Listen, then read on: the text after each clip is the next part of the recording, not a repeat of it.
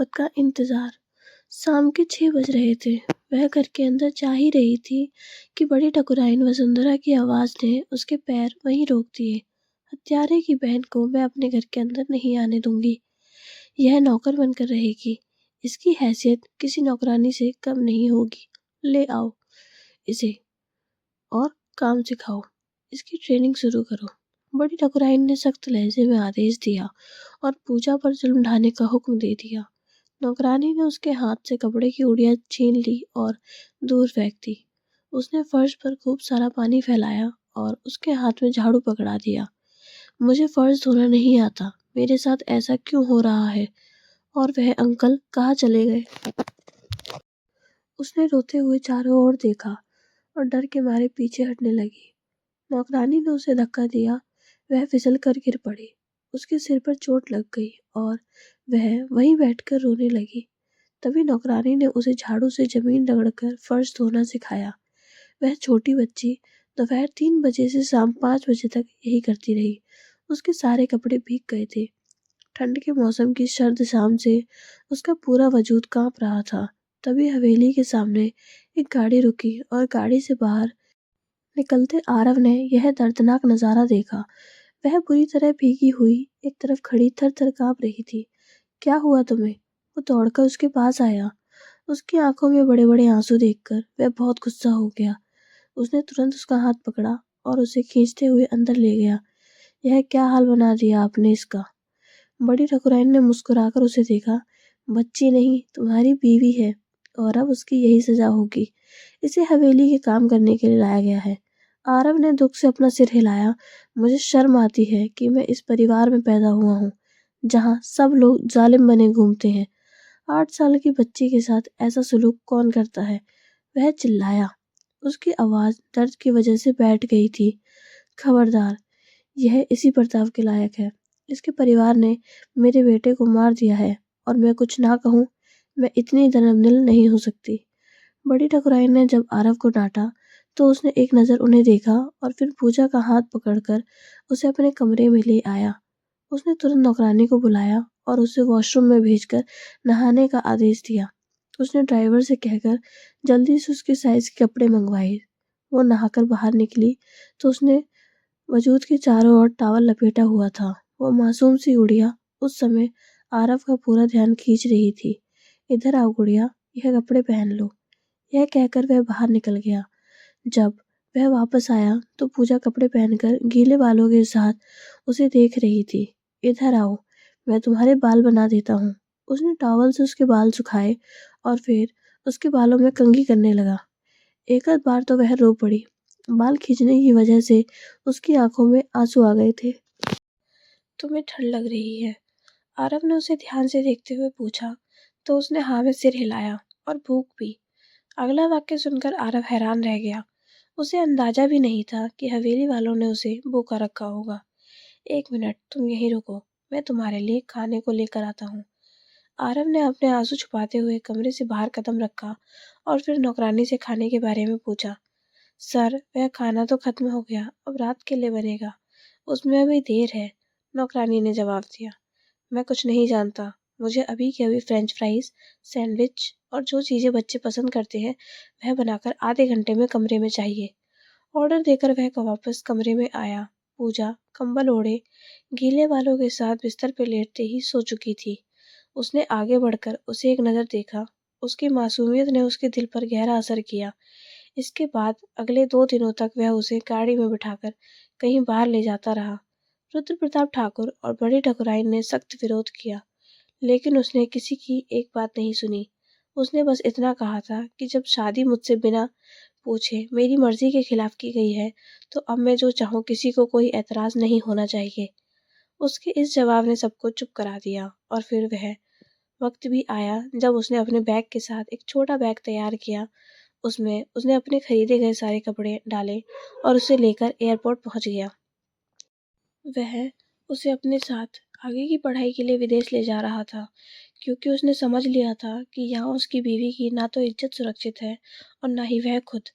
हवेली वालों के जुल्म देखकर उसने यह फैसला कर लिया था कि वह उसे अपने साथ विदेश में रखेगा और उसका ख्याल रखेगा। पता नहीं पूजा की आंखों में ऐसी क्या मासूमियत थी कि वह उस पर अपना दिल हार बैठा था।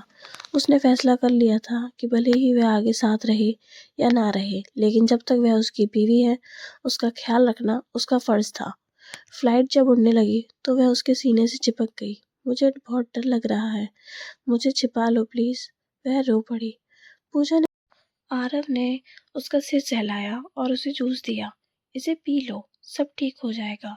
हम नए घर जा रहे हैं, नया देश, समझती हो ना?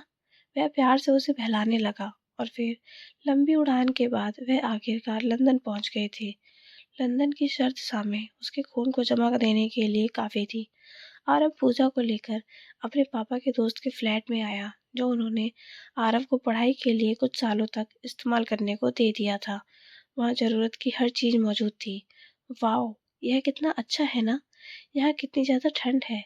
इतने सारे स्वेटर पहनने पड़ते हैं। हीटर ऑन करते ही उसे गर्मी महसूस होने लगी, तो एक स्वेटर उतारते हुए उसने आरव की तरफ देखकर पूछा, मेरे पापा कब आएंगे? वह सवाल जिससे आरव कई दिनों से बच रहा था, आखिरकार उसने पूछ ही लिया था। तुम्हारे पापा? वह रुका। मेरी उनसे बात हुई है। उन्होंने कहा है कि उन्हें कुछ जरूरी काम है, फिर वह तुम्हें आकर ले जाएंगे। तब तक मैं तुम्हारा ध्यान रखूं। तुम्हें कोई प्रॉब्लम तो नहीं है ना? अपने दिल पर पत्थर रखकर उसने चेहरे पर मुस्कुराहट लाते हुए पूजा को यकीन दिलाया। ठीक है। वह बस इतना कहकर खिलौनों से खेलने में बिजी हो गई। वैसे तुम स्कूल जाती थी? पूजा ने हाँ में सिर हिलाया। हाँ, शहर के एक स्कूल में जाती थी। पापा ने मेरा एडमिशन करवाया था। मेरे एग्जाम्स भी होने वाले थे। वो अपनी बड़ी बड़ी आंखें झपकाते हुए मासूमियत से उसे बताने लगी, कोई बात नहीं, मैं यहाँ तुम्हें नए स्कूल में एडमिशन दिला दूंगा। ठीक है, चलो अब आराम करो, रात काफी हो चुकी है। सुबह तुम्हारे नए स्कूल की खोज भी करनी है। प्यार से उसका चेहरा थपथपाते हुए उसने कहा, तो वह वहीं बिस्तर पर लेट गई। और जब वह सोफे पर सोने जाने लगा तो उसने उसे पुकारा, मुझे यहाँ बहुत डर लग रहा है, आप प्लीज लाइट जला दीजिए और आप वहाँ मत सोइए, यहीं सो जाइए। पापा हमेशा मेरे साथ सोते थे, मुझे अपने कंधे पर सुलाते थे। और मम्मा, मैं मम्मा से तो अलग रह ही नहीं सकती थी। पता नहीं यह लोग अब तक क्यों नहीं आए। उसकी आंखों से टप टप आंसू गिरने लगे। आरव का दिल एकदम से पसीज उठा। वह आगे बढ़ा और उसके आंसू पहुंचे। आपको पता है, मेरी मम्मी लोरी भी सुनाती थी। यह सुनकर आरव हंस पड़ा। अच्छा, पर मुझे तो कोई लोरी नहीं आती। उसने मासूमियत से कंधे उचकाए। कोई बात नहीं, आप बस मेरे सिर को कहकर थपथपाना, मुझे अपने आप नींद आ जाएगी। वह 8 साल की बच्ची उसे जिंदगी के कैसे कैसे पाठ सिखा रही थी। वह बस उसे देखता ही रह गया। थोड़ी देर में उसने किसी एक पोयम को लोरी की तरह सुनाकर उसे सुला दिया और फिर उठकर चुपचाप सोफे पर लेट गया। जिंदगी उससे यह कैसा इम्तिहान ले रही थी। भगवान ने एक ऐसी लड़की की जिम्मेदारी उस पर डाल दी थी जिसे उन दोनों के रिश्ते के बारे में कुछ भी पता नहीं था। अगली सुबह वो उसे प्यार से उठाने लगा। प्रिंसेस, उठ जाओ, तुम्हारे स्कूल के एडमिशन के लिए जाना है। देखो, मैंने तुम्हारे लिए नाश्ते में डोनट्स बनाए हैं। वो जो सुबह जल्दी उठकर पास की बेकरी से डोनट ले आया था, उसे खुश करने के लिए झूठ बोल रहा था। वो एकदम से आंखें खोलकर उठ खड़ी हुई। डोनट्स मुझे बहुत पसंद है, मम्मी कभी कभी बनाया करती थी। उसकी हर बात में अपने माँ बाप का जिक्र होता था। ठीक है मेरी प्रिंसेस, अब जल्दी से तैयार हो जाओ, मैं बाहर तुम्हारा इंतजार कर रहा हूँ। यह कहकर धीरे से कमरे से बाहर निकल गया। थोड़ी देर बाद वह किसी स्कूल बैग लटकाकर बाहर निकली। वह किसी रुई की गुड़िया जैसी लग रही थी। उसके गाल एकदम लाल अनार जैसे हो रहे थे। बहुत ठंड है, वह अपने हाथों को रगड़कर कहने लगी। तो आरव हंस पड़ा। वह उसे लेकर पैदल ही पास के स्कूल की तरफ निकल गया। उसने सारी जानकारी पहले ही ले ली थी। वह उसे पढ़ाना चाहता था। उसकी आंखों में जो सपने थे वह उन्हें पूरा करना चाहता था और उसकी ज़िंदगी बर्बाद नहीं करना चाहता था। इसलिए जब वह उसे लेकर स्कूल पहुंचा तो उसका एडमिशन हो गया। और जब आरव छोड़कर जाने लगा तो अजनबी गोरे और काले लोगों के बीच वह बहुत ज़्यादा रो पड़ी। आप मत जाइए प्लीज़। उसके बाजू पर अपना सिर रखे रोते हुए वह उसे रुकने की रिक्वेस्ट कर रही थी। मैं जल्दी आ जाऊंगा, ठीक है, बस 2 घंटे की ही तो बात है। जैसे तैसे समझाकर वह क्लास से बाहर निकला तो वह गेट के पास खड़ी होकर उसे काफी देर तक देखती रही। आरव को एकदम से अजीब सा महसूस हुआ। घर आते ही वह अपने कॉलेज के लिए निकल गया और फिर कॉलेज से आधे घंटे का ब्रेक लेकर वह उसे फ्लैट पर छोड़कर आया। देखो, कोई भी आए दरवाज़ा नहीं खोलना, दरवाज़ा अच्छे से बंद कर लेना, किसी को जवाब भी मत देना। खाना मैंने फ्रीजर में बना कर रखा हुआ है, ओवन में गर्म कर लेना। मैंने तुम्हें कल रात को सिखाया था ना कि ओवन कैसे चलाते हैं। उसने हाँ में सिर हिलाया, जिससे उसे तसल्ली मिली। कॉलेज में भी सारा दिन उसे पूजा का ही ख्याल आता रहा। घर आते ही उसने आवाज़ें दी। वह रसोई में नजर आई। रोटियां बनाने की कोशिश में उसने पूरे किचन में गंदगी फैला दी थी। मैंने तुम्हें मना किया था ना, यह सब नहीं करना। तुम जल भी सकती थी। यह देखो क्या हाल कर दिया रसोई का। वह अपना सिर पकड़कर रह गया। इस पर वह झट से कमरे में गई और बिस्तर पर बैठकर रोने लगी। अब रोने से क्या होगा, मेरी बात मानती तो हो नहीं, और जब डांटता हूँ तो रोने बैठ जाती हूँ। वह गुस्से में यह कहते हुए गहरी सांस भरकर रसोई साफ करने लगा, तो पूजा भी उसकी मदद करने लगी। ऐसे उल्टे सीधे काम मत किया करो, नहीं तो फिर डांट पड़ेगी। रसोई साफ करने के बाद वह मुंह फुलाकर बेड पर बैठी थी। तब आरव ने उसकी छोटी सी नाक दबाकर उसे छेड़ा। आप बहुत गंदे हो, बहुत गंदे। यह सुनकर आरव हंस पड़ा और उन दोनों की जिंदगी इसी तरह कटने लगी। पूजा को स्कूल जाते हुए काफी महीने हो चुके थे और जितने महीने उन्होंने साथ गुजारे थे उसमें एक रात भी आरव उसे अपनी बीवी के रूप में नहीं देखा था, ना वह उसे देखना चाहता था। वह छोटी थी, बहुत छोटी थी, और वह उसे कैसे अपनी बीवी मान लेता। बस एक रिश्ते का फर्ज था जिसे वह निभा रहा था। दिन गुजरते गए, अब वह बड़ी हो रही थी। उसमें हो रहे जिस्मानी बदलाव आरव ठाकुर के ध्यान का पॉइंट थे। उसने इंटरनेट पर लड़कियों में होने वाले शारीरिक बदलावों के बारे में लेख पढ़ रखे थे और फिर एक दिन वह स्कूल ना जाने की जिद करने लगी। क्या हो गया है तुम्हें? इतनी अच्छी बच्ची थी और अब तुम इतना चिड़चिड़ापन दिखा रही हो। वह अब 12 साल की होने वाली थी और इन पूरे सालों में आरव उसके नज़दीक तक नहीं गया। वह खुद अपनी कॉलेज की पढ़ाई पूरी करने के बाद नौकरी कर रहा था। वह हवेली पलट कर नहीं गया। मुझे नहीं पता था मुझे क्या हो रहा है। मुझे बस घर पर ही रहना है, मुझे कहीं नहीं जाना। वह घुटनों में सिर दिए सिसक सिसक कर रोने लगी तो आरव ने उसके बालों को सहलाया। ठीक है, क्या हुआ है? तुम ऐसा क्यों कर रही हो? किसी ने कुछ कहा है तुमसे? उसने हर सवाल का जवाब ना में दिया। यह देखकर आरव का सब्र जवाब दे गया।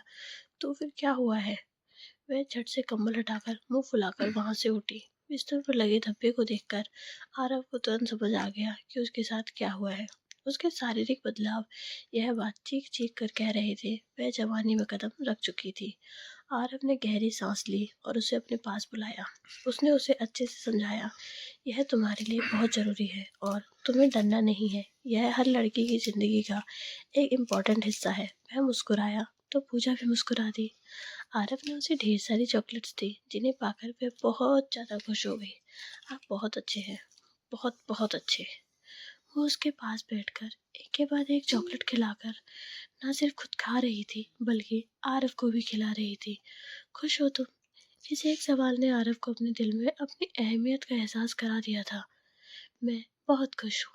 पता है, आप मेरे सबसे प्यारे भाई हैं। स्कूल में सब मुझसे पूछते हैं कि यह कौन है। मैंने उन्हें कह दिया कि ये मेरे बड़े भाई हैं। सभी बच्चे तारीफ करते हैं।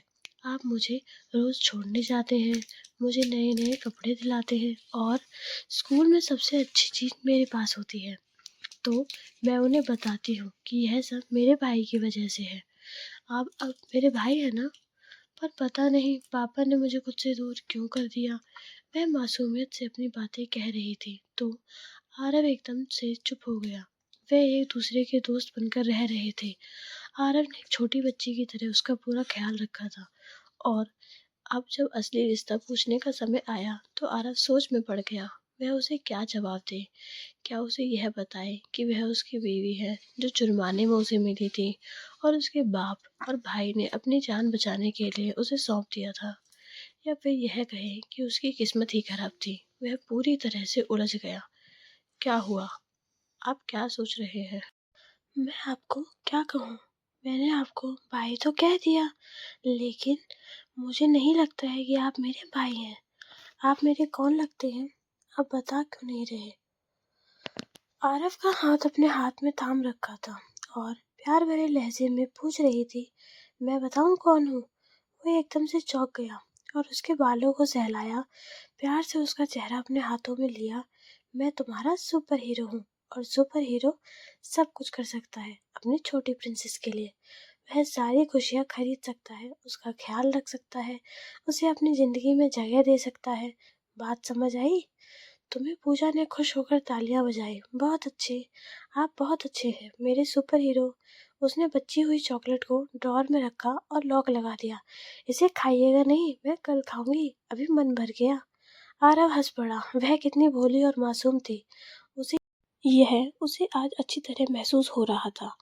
2 दिन बाद उसका रिजल्ट था और उसका नतीजा बेहतरीन रहा। ऐसा इसलिए हुआ क्योंकि आरव ने दिन रात का फर्क किए बिना उसे पढ़ाया था। कभी वह नींद से परेशान हो जाती थी तो कभी वह थक जाती, लेकिन आरव ने डटकर उसे पढ़ाया और उसने टॉप करवाया। उस दिन जब उसने अपना रिजल्ट लिया तो उसकी आंखों में बेहिसाब आंसू थे। एक सपना था जो पूरा हो गया था। उसके स्कूल का सेशन खत्म हो रहा था। वह बहुत खुश थी।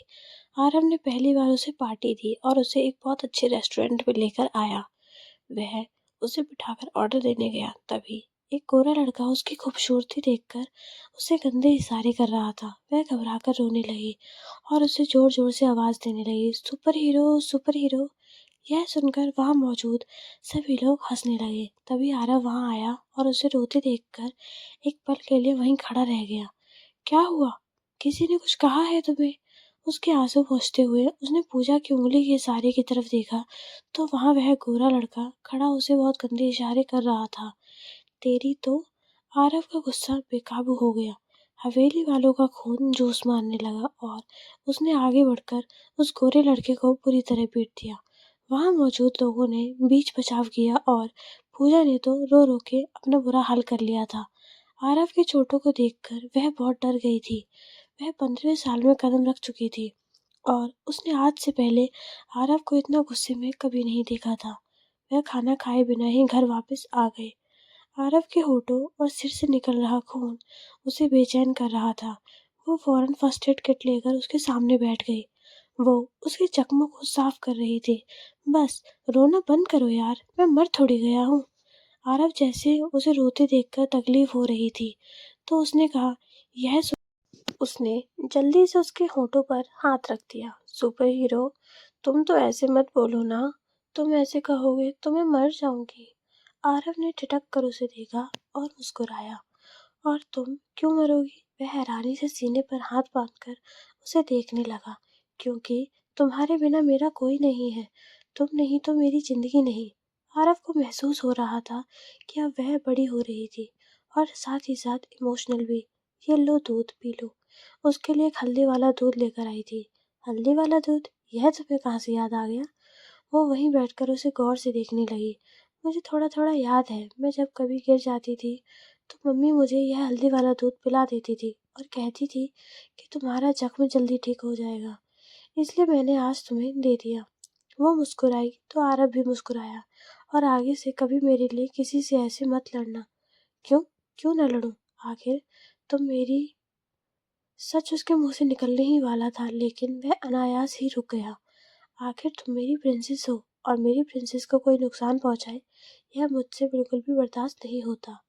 आसानी से अपनी बात कहते ही वह खुद भी हैरान रह गया और तब उसे पता चला कि उसके साथ इतने साल बच्चों की तरह गुजारते हुए वह उससे गहरा प्यार करने लगा था। अगली सुबह सुबह उसकी आंखें खुली तो मौसम काफी बदला हुआ था। वह आंखें मिलकर रसोई में आया तो वह उसे दिखाई नहीं दी। वह अब इस काबिल हो गई थी कि उन दोनों का नाश्ता बना लिया करती थी।